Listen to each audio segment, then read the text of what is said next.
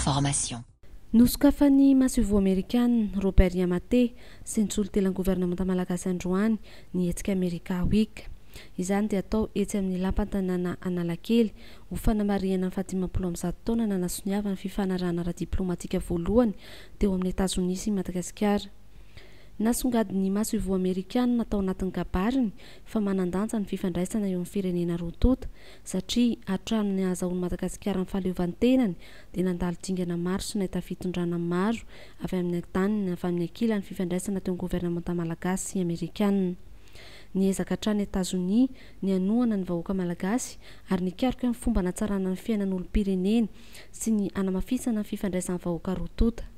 Nilaza akoatra izay ny masovo Amerikana fa manantena ny amin'ny sy ny fivoarana eo amin'ny lafin'ny fiariana toy ny kolotsaina, ny fampiakarana ny vokatra, ny fitombon'ny fifanankalozana ara-barotra sy ny fitombon'ny isan'ireo mpianatra ny rato fianarana ny Etazonia ary ny firoborobon'ny fizahan-tany akoatra ny fiara-miasa matotra amin'ireo manam-pahefana sivily sy miaramila eto Madagasikara.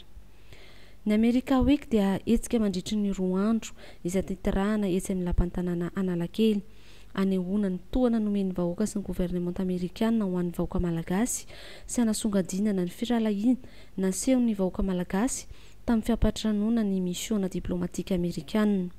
Akoatra ny fampirantiana izay mamintana ireo zava-nitranga tao anatin'ny 50 taona ny sy ny fifandraisana teo amin'ny firenena roa tota dia fotoana ihany koa ahafahan'ireo mpitsidika mamantatra mivantana ny asa nataon'ny masovo Amerikana teto Madagasikara sady hifanankalozan-kevitra mivantana amin'ireo sampandraran'ny masovo Amerikana isan'izany mpilatsaka sitrapo avy amin'ny Piscor ary ny USAID sy ireo mpiara-miombrantoka aminy.